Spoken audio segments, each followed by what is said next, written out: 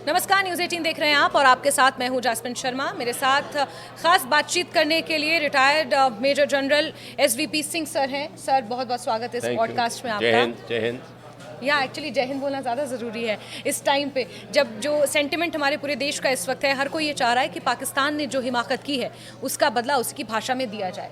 Sir, जो कुछ 2-3 दिनों से हुआ आफ्टर ऑपरेशन सिंदूर, 7 तारीख को जो 15 मिसाइलें एक साथ दागी गईं जिन्हें हमारे एयर डिफेंस सिस्टम ने पूरी तरह से नाकाम किया। उसके बाद बीती रात को क्रॉस पठानकोट से लेकर हम ये कह सकते हैं कि अखनूर तक जिस तरह से ड्रोन हमले करने की कोशिश की गई, 8 मिसाइलें दागी गईं। इसके अलावा जैसलमेर में कुछ हमले करने की कोशिश की, अक्रॉस द बॉर्डर जो ये कुछ किया पाकिस्तान ने। How do you see it going from here? यहाँ से आप कैसे देख रहे हैं? क्या ये एस्केलेशन नहीं है पाकिस्तान की तरफ से? देखिए, मैं इसका जवाब ऐसे देता हूँ कि मैं टीवी चैनल में था 7 तारीख सुबह और रात को ये एक्शन हुए थे, तो उन्होंने मुझे पूछा था कि अब क्या होगा। उसमें क्या था कि पाकिस्तान के ऊपर हमने टेररिस्ट सेंटर्स जो 9 थे उनके ऊपर हमला किया हुआ था, और मेरा ये जवाब था कि पाकिस्तान रिएक्ट करेगा। तो मेरे को अपोज़ किया गया था उसमें कि ऐसे नहीं हो सकता, अभी उनकी तो कमर तोड़ दी। नहीं, कमर नहीं तोड़ती इतने एक्शन के साथ। तो पाकिस्तान ने दूसरी रात को अपने पंख दिखाए, और जो उनके पंख हैं वो पुराने ही हैं। तो अभी जो उन्होंने किया एक्शन, उसमें फिर से उन्होंने मार खाई। हमारे एयर डिफेंस सिस्टम ने बहुत ही कामयाबी के साथ मिसाइल्स, ड्रोन्स को बर्बाद किया, और हमारे देश के अंदर कोई तरह का नुकसान नहीं हुआ है। और फिर हमने भी उसका रिएक्शन किया। जो उन्होंने 15 एयरफील्ड, हमारी मिलिट्री बेसिस एयरफील्ड थी, उसको टारगेट किया था, और उसकी वही स्ट्रेटजी पुरानी थी। 1965 भी उन्होंने ऐसे किया था, 1971 में भी उन्होंने ऐसे ही किया था, पहले एयर बेसिस को अटैक किया। और फिर हमने उसको रिएक्ट करके लाहौर, रावलपिंडी, कराची, गुजरनवाला, इस्लामाबाद, रावलपिंडी एरिया तक भी हमने भी रिएक्शन करके अपनी ड्रोन्स को इस्तेमाल करते हुए एयर ताकत के साथ हमने जवाब दिया था। पर अगर आप इन दोनों एक्शंस में इसका अगर सही नाप लें, उसमें से मैंने ये निकलते हैं कि दोनों देश लड़ाई के हालात आगे बढ़ाना नहीं चाहते। नहीं तो पाकिस्तान या भारत सीमा पार कर जाते, खास करके पाकिस्तान। तो इसमें क्या था कि पाकिस्तान ने अपने देशवासियों को बता दिया कि भारत जो अपने आप को समझता है कि ताकतवर है, हमारी ताकत कम नहीं है। बेशक हम छोटा देश है, हमारी इकोनॉमिक हालात ऐसे ठीक नहीं, पर फिर भी हमारे पास ताकत है, विल पावर है। और भारत ने क्या किया है? भारत ने ये दिखाया है कि हम ऑलरेडी बहुत आपसे आगे हैं। कॉम्प्रहेंसिव नेशनल पावर में हम आपसे बेशक 20 गुना ऊपर हैं। मिलिट्री ताकत हमारी बहुत है, कन्वेंशनल। तो हम अपने आप को संभालना जानते हैं। हमने अपनी स्ट्रेटजी बनाई थी नॉन एस्केलेटरी बट रिस्ट्रेंड।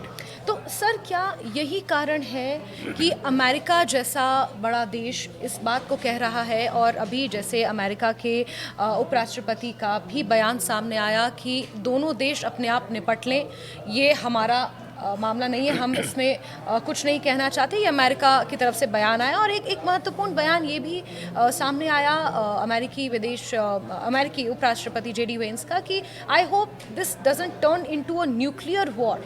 मतलब वो ये सोचकर बैठे हैं कि दोनों देश जिस तरह से एस्केलेशन हो रही है पाकिस्तान की तरफ से, और भारत तो ये स्पष्ट कर ही चुका है कि अगर पाकिस्तान एस्केलेट करता है तो इस बार हम चुप नहीं बैठेंगे, और उसको लेकर हम तैयारियां कर भी रहे हैं। लेकिन ये जो न्यूक्लियर वॉर वाला जो बयान पाकिस्तान और भारत के इस तनाव के बीच में अमेरिका की तरफ से आया है, उस बयान को कैसे देखा जाए कि this doesn't escalate into a nuclear war, this is what America is expecting? इसमें 2-3 महीने निकलते हैं। देखो, जो ये वाइस प्रेसिडेंट वांस ने ये दिया है, सबसे पहले मैं ये कवर करूँगा कि हमारी अमेरिका के साथ रिलेशनशिप अभी कैसी है। अगर मैं बोलता हूँ 1971 या इवन 99 कारगिल में बेशक क्लिंटन ने आके शारिफ को समझा के पाकिस्तान फिर पीछे गया कारगिल की लड़ाई के दौरान, पर अब हमारी रिलेशन स्पेशल स्ट्रेटेजिक पार्टनरशिप है अमेरिका के साथ। America wants India to be close to them, और वैसे ही भारत भी चाहता है कि अमेरिका के हमारे ऊपर एक खंभा रहे, ताकि चीन जो साइड में है उसको हम भी ज़रा दिखाएं ताकत। तो दोनों अमेरिका और भारत को एक दूसरे की ज़रूरत है चीन के बरखिलाफ, ये ज़रूरी है। तो इसलिए जो अभी आप देखा है आपने कि पहली बार 1947 के बाद जितने भी वेस्टर्न पावर्स हैं, यूरोप और अमेरिका, किसी ने भारत को कंट्रोल करने के लिए ऐसे कुछ नहीं बोला। पहलगाम हुआ, उन्होंने बोला कि भारत का रिएक्शन एक्सपेक्ट कर रहे थे, वो वेट कर रहे थे कि कब भारत रिएक्ट करेगा। क्यों? 2016 में जब उरी हुआ, उन्होंने देखा कि भारत ने किसी और देश को नहीं पूछा, हमने एक्शन लिया, सर्जिकल स्ट्राइक की। वैसे 2019 में पुलवामा हुआ तो बालाकोट में किया, किसी देश को हमने सुझाव नहीं लिया। तो उन्होंने देखा कि भारत की ये ताकत है, तो इस टाइम किसी देश ने नहीं कुछ बोला। तो वो एक्सपेक्ट कर रहे थे कि कब करेंगे, पाकिस्तान ही नहीं बाकी देश भी वेट कर रहे थे कि भारत कब करेगा। तो ये हमारी जो ताकत को पहचानते हुए, क्योंकि ताकत आई है ना हमारे में, कॉम्प्रिहेंसिव नेशनल पावर मैंने बड़ा है, हमारे पास मिलिट्री पावर भी बड़ा है, ठीक है ना। तो ये फिर हम जीडीपी में अब नंबर 4 हो गए हैं, तो ये भी हमारी ताकत है। नंबर 3 हो जाएंगे अभी 1-1.5 साल के अंदर, जापान के आगे निकल आएंगे, तो ये भी ताकत है। तो ये विश्व पहचानता है, उनको ज़रूरत है भारत की, ट्रेड, पैसा, कॉमर्स। तो ये कहते हुए अभी एक दूसरे को ज़रूरत है। ये आप देखें जो वांस ने बोला है न्यूक्लियर के बारे कि न्यूक्लियर वॉर ना एडवांस हो जाए, ये इशारा भारत की तरफ नहीं है, ये इशारा पाकिस्तान को है कि जो तुम बोलते हो कि हम परमाणु हथियार इस्तेमाल कर सकते हैं क्योंकि हम न्यूक्लियर पावर हैं, ये ऐसा ब्लैकमेलिंग का रवैया आप अपने सोच से निकाल दो। ये समझता हूँ मैं वांस का ज़्यादा मैसेज है पाकिस्तान को, ये मैसेज है, इशारा है, और इशारा काफ़ी होता है। और इसीलिए देखो ये पहले हमारी बातचीत हुई है, वांस तो भारत में ही था जब ये एक्शन हुआ, तो भारत ने कैसे किया, जो हमारे ये टारगेटिंग हुई है, बेशक सेना अध्यक्ष को स्वतंत्रता आज़ादी थी जो एक्शन करना है, पर पॉलिटिकल डायरेक्टिव के ऊपर काम होते हैं। तो प्राइम मिनिस्टर की पॉलिटिकल डायरेक्शन होगी, ये मेरा अल्टीमेट ऑब्जेक्टिव ये है, और आपने उसको करना है, किस तरीके से करना है मैं आपके ऊपर छोड़ता हूँ। बिल्कुल। और सर आज जिस तरह से हमने घटनाक्रम देखा, रक्षा मंत्रालय की एक बैठक हुई, अच्छा आप इस बात को और बेहतर अच्छे से बता पाएंगे, जो तीनों हमारे सेना के प्रमुख पहुंचे थे आज रक्षा मंत्री राजनाथ सिंह से मुलाकात करने, वो कॉम्बैट ड्रेस में पहुंचे थे। और जहां तक मेरी रिसर्च कहती है, मेरी स्टडी कहती है कि कॉम्बैट ड्रेस आप तब पहनते हैं जब आप किसी स्पेशल ऑपरेशन का पार्ट होते हैं। तो operation Sindoor is still a going on operation, और ऐसे में ये भी क्या अपने आप में एक बहुत बड़ा मैसेज है, जो मंच से आपने एक वक्तव्य में तो कह दिया कि ऑपरेशन सिंदूर 2.0 अभी बाकी है, ये जारी रहेगा, लेकिन इसको प्रैक्टिकली दर्शाना, बताना, कॉम्बैट ड्रेसेस में तीनों सेना प्रमुखों का उस बैठक में पहुंचना, इसे कैसे डिकोड करेंगे? एक मैं आपको रिक्वेस्ट करूंगा, जो मैं पिछला ख़त्म नहीं किया था, जो फिर हमने टारगेट सेलेक्ट किए हैं, वो हमने सिर्फ उनके ट्रेनिंग सेंटर और जो उनके ट्रेनिंग इंफ्रास्ट्रक्चर, टेररिस्ट का इंफ्रास्ट्रक्चर था, उसको सेलेक्ट किया। हम ना सीमा पार की, स्टैंड ऑफ डिस्टेंस से हमने फायर किया, पाकिस्तान की मिलिट्री इंस्टॉलेशंस को नहीं टारगेट किया, सिविलियंस को नहीं किया। तो एक विश्व समझ गया कि बहुत समझदार देश हैं हम, और हम न्यूक्लियर जो उसकी ब्लैकमेल थी उसको हमने न्यूट्रलाइज कर दिया। अच्छा, अभी आपका ये जो सवाल है कॉम्बैट ड्रेस में, ये नहीं, जब जनरल जे सिंह आर्मी चीफ थे, अभी काफ़ी समय हो गया उनको, तो उन्होंने ये निकाला था कि शुक्रवार के दिन में हमारे सब कॉम्बैट ड्रेस डालेंगे, बेशक वो पीस स्टेशन में है, आर्मी हेडक्वार्टर में भी हैं, कॉम्बैट ड्रेस डालेंगे। तो वो कॉम्बैट ड्रेस का फिर एयरफोर्स नेवी ने भी अडॉप्ट कर लिया, तो इसलिए है। और मैं समझता हूँ यस, बड़ी अच्छी मैसेजिंग है इसमें भी, कॉम्बैट ड्रेस है, जवान भी समझता है कि जब हमारे चीफ हैं, हमारे सेना अध्यक्ष हैं, वो ऐसे एग्जाम्पल अपने टर्नआउट में सेट करते हैं तो एक मैसेजिंग होती है ना, राइट राइट। तो ये भी है, पर इसमें कुछ नहीं है। बट एक मैंने चीज़ देखी आज, जो कुछ फ़ोटोग्राफ आई थी, रक्षा मंत्री के साथ तीनों चीफ बैठे थे, तो वो फोटोग्राफ जो है एटलीस्ट उसमें उनका मुस्कुराहट है। अगर आप फोटो इसको स्टडी करें तो उसमें लगता है कि फर्स्टली मुस्कुराहट है कि जो 2 दिन के अंदर एक्शन हुए हैं बहुत बेहतरीन किए गए हैं। सरकार, प्रधानमंत्री, रक्षा मंत्री सारे खुश हैं, देशवासी भी खुश हैं, तो थोड़ी सेटिस्फेक्शन होती है। दूसरा ये भी है कि जो हमारी प्लानिंग है वो सही जा रही है। और तीसरा है, इसको मेरे को जो इसकी उनकी ये बॉडी लैंग्वेज में समझ आई कि तीनों और चारों अध्यक्ष जो सेना अध्यक्ष हैं उनके बीच में आपस में तालमेल बहुत बेहतरीन है, बहुत अच्छा। ये बहुत बड़ा मैसेज है उस फोटोग्राफ के अंदर। अच्छा सर, मैसेज की यहाँ तक बात हो रही है, देखिए सोशल मीडिया का ज़माना है, बहुत सारी चर्चाएं, बहुत सारी बातें हो रही हैं। जिस तरह से colonel Sofiya Qureshi, wing commander Vyomika Singh लगातार एमईए की ब्रीफिंग्स में महिला शक्ति का एक उदाहरण, क्योंकि देखिए इस चीज़ को ऐसे जोड़कर देखा जा रहा है, जब पहलगाम आतंकी हमला हुआ 22 अप्रैल को, तो लेडीज़ ने जब कहा, उनके हस्बैंड्स को जब गोलियों से उड़ा दिया गया, तो उन्होंने कहा कि हमें क्यों छोड़ा, आप हमें भी मार देते। तो उन्होंने कहा कि जाओ तुम जाके अपनी हुकूमत को, मोदी को, इस तरह से उन्होंने आतंकवादियों ने कहा कि मैसेज दो। तो ये एक काउंटर मैसेज देने की कोशिश, तुमने हमारी महिलाओं के सिंदूर छीने और अब हमारी ही महिलाएं तुम्हें उसी तुम्हारी भाषा में जवाब दे रही हैं कि तुम्हारे साथ हो क्या रहा है। तो ये भी एक बड़ा अच्छा सा 2 दिन से मैं देख रही हूँ सोशल मीडिया पर कर्नल सोफिया कुरैशी और विंग कमांडर व्योमिका सिंह को लेकर भी बहुत सारी चर्चाएं हैं, बहुत सारे वीडियोस बनाए जा रहे हैं। इसे आप कैसे देखते हैं? एक सबसे पहले मैं समझता हूँ जो मैसेज ये हुआ है कि हमारे देश में हम एक हैं, हमारे लिए मज़हब पीछे है। मज़हब मेरे घर में है, मेरी पाठ पूजा मेरे घर में है, क्योंकि कर्नल कुरैशी हैं। हाँ? और हम एक हैं, यूनिटी हमारी हमेशा कायम है। Yes. हम धर्म और मज़हब को नहीं देखते, खास करके फ़ौज में बिल्कुल, हम वर्दी हमारा धर्म है, बिल्कुल, वर्दी हमारी रिलीजन है। राइट हाँ? राइट।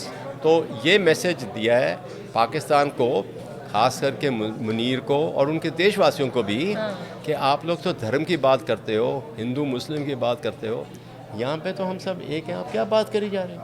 अगर आप बोलते थे 2 नेशन थ्योरी थी, तो आपका तो ईस्ट पाकिस्तान टूट गया था। बिल्कुल, वो तो बहुत पहले ही तो ब्रिगेडियर उस्मान के समय में ही वो तो मैसेज मिल गया था पाकिस्तान को। 1947-48 में थे जब ब्रिगेडियर उस्मान का आपने नाम लिया है। उनको जब पाकिस्तान फॉर्म हुआ था तो उन्होंने ये बोला कि आप हमारी तरफ आ जाओ, हम आपको चीफ बनाएंगे, बिल्कुल, और उन्होंने नकार कर दिया। तो बड़े यूनिक ऑफिसर थे, घायल हो गए बमबारी में, वो बात दूसरी है। तो हमारा कल्चर अलग है, और पाकिस्तान के भी लोग वो बोलते हैं मुनीर के हमारा रहना बहना बोली वगैरह सब अलग है, नहीं है। हमारा खाना पीना, हमारे ड्रेस कितने कॉमन है, हाँ? हमारी बोलचाल बड़ी कॉमन है, उनकी उर्दू है, हमारी हिंदी है, कितने मेल। तो उन्हें गलत बोला है, गलत मैसेजिंग की है। तो एक तो ये है। दूसरा आपने क्या बोला था इसी के ऊपर कि नारिश, हाँ, लेडीज को ये कहा गया कि जाओ आप जाके मैसेज दो मोदी सरकार। तो ये है कि महिला सशक्तिकरण एक तरह से। उन्होंने बोला कि उन लोगों ने ये समझा कि महिला बड़ी कमज़ोर है, क्या, तो इसमें हमने दिखाया हमारे देश में कि हमारी महिला बहुत स्ट्रॉन्ग है। ये भी मैसेजिंग, बिल्कुल, महिला हमारी बहुत स्ट्रॉन्ग है, और हम उनको रिस्पेक्ट करते हैं। जो आपने जो हरकत की है, देखो आपने वो सिंदूर मिटाए, और अभी आपका देश मिट सकता है। Right right. और इसी बात को मैं आगे ले जाते हुए, आज की जो 3 बैठकें हुई महत्वपूर्ण, स्वास्थ्य मंत्रालय ने ये कहा कि जो भी कर्मचारी छुट्टियों पर गए हैं, स्वास्थ्य कर्मचारी अधिकारी, वो वापस आ जाएं, छुट्टियां रद्द कर दी। एक ये हुआ। रक्षा मंत्रालय में जिस तरह से बैठक हुई, एनएसए, तीनों सेना प्रमुख और डीआरडीओ के चीफ के साथ बैठक हुई, ये। और तीसरा, गृह मंत्रालय में बैठक हुई, जहां पर जो बॉर्डर टचिंग स्टेट्स हैं, राजस्थान, गुजरात, जम्मू कश्मीर, वहां पर किस तरह से सजगता बरती जाए, और ये साफ निर्देश दिए कि बॉर्डर से लोगों को हटाओ, सुरक्षित स्थान पर लेके जाओ, उनके खाने पीने रहने की जिम्मेदारी सरकार की होगी। ये 3 बैठकें, और इन 3 बैठकों में जो मैसेज दिए गए, अब आखिरी सवाल ये है कि इसको आगे आप कहाँ देख रहे हैं? पाकिस्तान तो बार बार ये कह रहा है कि हम एस्केलेट नहीं करेंगे, हम एस्केलेट नहीं करेंगे, लेकिन एस्केलेशन पाकिस्तान की तरफ से ही हो रही है। आसिफ मुनीर बयान कुछ और देते हैं, शहबाज शरीफ कुछ और बयान देते हैं, इशहाक डार कुछ और बयान देते हैं, लेकिन इस बीच एस्केलेशन लगातार पाकिस्तान की तरफ से, और एस्केलेशन इस कदर कि नागरिकों को निशाना बनाया जा रहा है। नागरिक इलाकों को, पुंछ और उरी में क्या हुआ हम सब देख रहे हैं, कितना नुकसान, लोगों की जान तक चली गई है। मंदिर, मस्जिद, गुरुद्वारा, किसी को नहीं बख्श रहे। एक आईना, कई चेहरे। पाकिस्तान का अगर मैं डिस्क्रिप्शन देना ये है, आईने के सामने खड़े हो जाओ, कई चेहरे नज़र आ रहे हैं, और इसीलिए कई स्टेटमेंट आ रही है। ना बायां बाजू जानता है कि दाहिने बाजू में क्या है, हाँ, तो ज़ुबान से क्या निकलना है कुछ पता नहीं। दूसरा, जो पाकिस्तान की नस्ल है, पाकिस्तान, मैं किसी मज़हब के नहीं बोल रहा, किसी धर्म, पाकिस्तान की लीडरशिप की जो नस्ल है वो बदली करना काफ़ी मुश्किल है कि उसको भारत की ओर वो देख नहीं सकता है कि भारत की तरक्की हो रही है, और भारत की तरक्की ऐसे हो रही है कि वो अभी नीचे हो गया। नीचे इतना हो गया है कि एक समय भारत और पाकिस्तान को बराबरी पे इक्वेट करते थे अमेरिका, बाकी यूरोपियन पावर, कि जब भी आना उन्होंने अमेरिका, पाकिस्तान और इंडिया की विज़िट होती थी हेड्स ऑफ स्टेट भी कंबाइन, वो इतिहास में चला गया, भारत बहुत ऊपर आ गया, तो पाकिस्तान को ये सह नहीं सकता वो। अच्छा, तीसरा है कि ये जो आपने कहा था, फिर से ज़रा थोड़ा कि एस्केलेशन अब, हाँ, एस्केलेशन के बारे, देखो हमने तो अपना स्ट्रैटेजी, कूटनीति, राजनीति का पूरा सही डिस्क्राइब कर दिया है कि नॉन एस्केलेटरी और रिस्ट्रेंड, हम अपनी मैच्योरिटी के मुताबिक, अपनी जो देशवासियों के लिए अच्छा है, विश्व के लिए अच्छा है, वो करेंगे। खून खराबा इसका मतलब है कि हम उसके फेवर में नहीं है। अच्छा, अगर लड़ाई लगती है तो इकनॉमी जो है भारत की भी डाउन होएगी, पाकिस्तान की भी होएगी। अगर भारत की इकॉनमी डाउन होती है तो कौन सा देश सबसे खुश होगा? वो तो बोलेगा हमने, वो बंदर का डांस होता है ना, उसमें क्या, चीन को फ़ायदा हो जाएगा कि भारत की इकॉनमी डाउन होएगी। तो हमारे लीडर्स को ये भी सोचना है, हमारे पास मिलिट्री ताकत है, पर उसको किस समय कैसे इस्तेमाल करना है वो लीडर्स के ऊपर मुनासिब है। तो अभी कहाँ तक इसकी एस्केलेशन होगी? पाकिस्तान की, मैंने बोला नस्ल, उसकी नस्ल है ना, जो उसका जो डॉक्ट्रिन है, मिलिट्री डॉक्ट्रिन और स्टेट डॉक्ट्रिन, वो है सब कन्वेंशनल वॉरफेयर।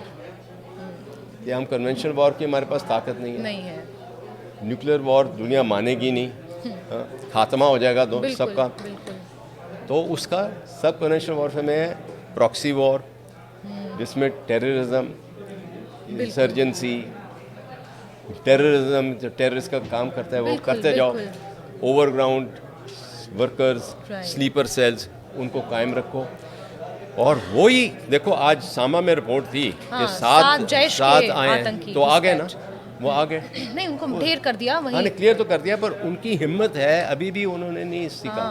तो इसका मतलब है कि आई थिंक थोड़ा सा एक और टाइट तमाचा अगर लग जाए पाकिस्तान को, अच्छा, तो नियर फ्यूचर हम एक्सपेक्ट कर सकते हैं कि ऐसा कुछ ये हो सकता है। शहबाज शरीफ को मैं समझता हूँ कठपुतली के डांस में काफ़ी उनकी प्रैक्टिस हो गई है, he is a puppet. And Munir साहब भी अभी देखो, मैं समझता हूँ जो उनको रिग्रेट होगा इस समय, पश्चात वो होगा कि मैंने जो स्पीच 16 अप्रैल को दी थी, मेरी ज़बान ना ही खुलती तो अच्छा था। बिल्कुल, क्योंकि पाकिस्तान की भी बहुत बेइज्जती होगी विश्व में। बिल्कुल। उसकी खुद की पोजीशन, पहले ही मोस्ट अनपॉपुलर चीफ रहा है पाकिस्तान का, हाँ, और अभी उसका और भी उसके ऊपर आधा हिंदी और आधा पंजाबी का लफ्ज़ है लानत। हाँ, तो लानत ही है ना। बिल्कुल और इतनी शायद बेइज्जती सर इतनी जो होगी। स्पेकुलेशंस हैं, जो रिपोर्ट्स हैं, वो ये कहती हैं, ये बताती हैं कि शायद उनका उनकी जो म्यूटनी जो थी, जिसके चलते उन्होंने ये डिसीजन लिया पहलगाम हमले का, उन्हीं के इनपुट पर ये हुआ है, because of the mutiny he was facing in his own country. बहरहाल सर, अब जैसे कि आपने कहा कि एक टाइट तमाचा, अभी एक आखिरी तमाचा पाकिस्तान को लगना बाकी है, और अब कहते हैं कि समझदार को इशारा ही काफ़ी है। तो जिस तरह से लगातार ये 3 बैठकें आज हुई हैं, और आज एमईए की एक प्रेस ब्रीफिंग भी है, उसमें विदेश मंत्रालय किस तरह से पक्ष रखता है, क्या कुछ आगे भारत का रुख उससे डिकोड हो पाता है, ये देखना काफ़ी महत्वपूर्ण रहेगा। लेकिन ये कहा जा सकता है कि भारत पूरी तरह से तैयार है, भारत ने कमर कस ली है, क्योंकि ये हम सबको पता है कि पाकिस्तान इतनी आसानी से बाज आने वाला नहीं है। इसी के साथ मैं एक हाँ जी। चीज़ आपको बताना चाहता हूँ कि जो भारत को, हमारी फ़ौज को बेनिफिट हुआ है, हाँ, जब से चीफ ऑफ डिफेंस स्टाफ की अपॉइंटमेंट हुई, उसके बाद थिएटराइजेशन की हम बात कर रहे थे कि थिएटर कमांड्स आएंगे, हाँ। और उसके ऊपर बहुत ज़्यादा मसला, बातचीत काफ़ी हुई है, मंथन हुए हैं, वॉर गेमिंग हुई है, पर अभी तक थिएटर कमांड्स फॉर्मली नहीं आए। अभी हमारे को पाकिस्तान ने अपॉर्चुनिटी दी है, हमारी सेना अध्यक्षों को, कि देखो आप प्लान करो, इसको प्रैक्टिस कर लो अभी, तो आपकी एक बैटल टेस्टेड थिएटराइज्ड कमांड्स बन जाएंगे। बिल्कुल बिल्कुल। हैं? और आई थिंक हमारी सेनाएं उस ओर बढ़ती हुई भी नज़र आ रही हैं, जो हम देख रहे हैं कि किस तरह से हम पाकिस्तान की इस एस्केलेशन का बखूबी जवाब दे रहे हैं कि आसमान में ही धराशायी हो जा रहे हैं उनके 50 से ज़्यादा ड्रोन्स और आज की 8 मिसाइलें। इसी के साथ सर बहुत बहुत शुक्रिया, आप मेरे साथ इस पॉडकास्ट में जुड़े और कई सारे पर्सपेक्टिव्स हमारे दर्शकों के लिए आपने क्लियर करे। और न्यूज़ 18 मैं देशवासियों को यही कहूँगा कि जय Hind and be a proud Indian, फ़ख्र के साथ भारतीय बने रहो। बिल्कुल बिल्कुल। और इसी के साथ न्यूज़ 18 के इस पॉडकास्ट में फ़िलहाल के लिए बस इतना ही, लेकिन बहुत सारे इंटरेस्टिंग टॉपिक्स के साथ हम आपके बीच आते रहेंगे। और इस वक्त जो देश का सेंटिमेंट है, जैसा कि सर ने कहा कि एक प्राउड इंडियन के साथ हमें आगे बढ़ना है, और एक प्राउड इंडियन हम सभी हैं। इस वक्त जो हमारी सेनाएं हमारे लिए कर रही हैं, वो अपने आप में एक बहुत ही शौर्य और गर्व की बात है। जय हिंद।